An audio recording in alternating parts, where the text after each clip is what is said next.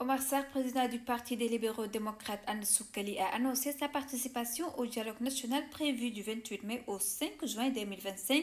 C'est à l'occasion du Gamou de Dagana en présence de plusieurs responsables politiques qu'il a fait cette déclaration. Parmi les personnalités présentes figuraient Aïda Mbouti, allié de la majorité présidentielle. Khalifa Ababakar Sall et Tahaou Sénégal vont essentiellement donner leur position concernant leur participation au dialogue politique. Le leader de Tahaou Sénégal, au regard de ses principes, va poursuivre les échanges avec les différentes structures dans les régions du Sénégal et dans la diaspora.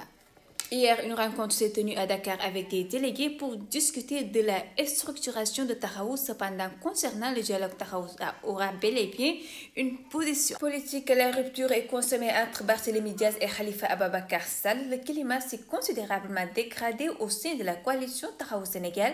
On va vers une rupture politique entre Barthélémy Diaz et Khalifa Ababakar Sall. Selon le journal Les Échos, Barthélémy Diaz a officiellement tourné la page de son accompagnance avec son ancien mentor, mettant fin à une alliance de longue date au sein de la gauche sénégalaise. Azoura Fall devrait répondre ce lundi 12 mai à la convocation de la division spéciale de supersécurité. Ce sera ainsi la fin de sa cavale.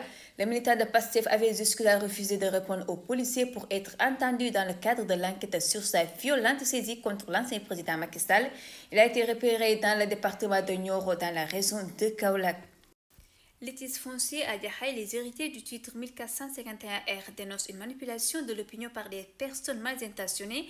Après plusieurs années de bataille judiciaire, les héritiers du titre foncier 1451R, situé dans la commune de Rufisque, sont sortis de leur réserve face à la presse. Ils ont tenu à clarifier une décision de justice récente qu'ils estiment avoir été déformée par des individus qu'ils accusent d'agir avec de mauvaises intentions. L'ancien directeur de l'hôpital Roi Baudouin de Guédiawaye, Dr Serre Mbaye Seck, a été arrêté vendredi par des éléments de la gendarmerie de Keur Massar. Placé en garde à vue, il devrait être déféré au parquet ce lundi 12 mai pour escroquerie, faux usage de faux et détournement de deniers publics.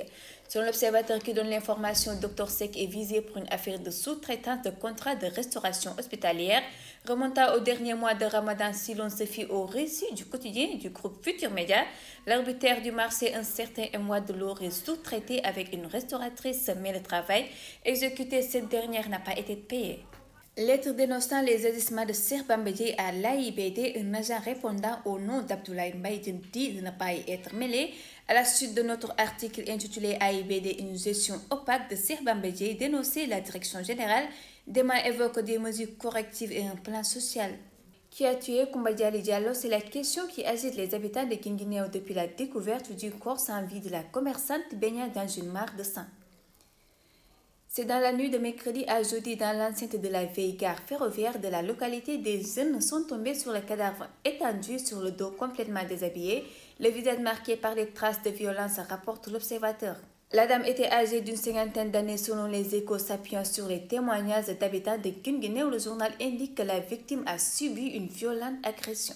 Le président Ibrahima Traoré a réaffirmé ce week-end dans une interview accordée à la scène russe RT la nécessité pour la Confédération des États du Sahel de se doter d'une monnaie propre. À saisir cette étape est impérative pour garantir une véritable souveraineté économique et politique aux pays membres, bien que le processus reste complexe et nécessite encore de nombreux ajustements techniques et politiques. L'Algérie annonce l'expulsion de fonctionnaires français supplémentaires. Selon les informations de l'AFP relayées par Sud Quotidien, Alger a décidé de procéder à de nouvelles expulsions de fonctionnaires français présents sur le territoire algérien. Ce lundi, les sources diplomatiques ont confirmé cette action intervenue après la convocation du chargé des affaires de l'ambassade de France à Alger par les autorités algériennes dimanche dernier.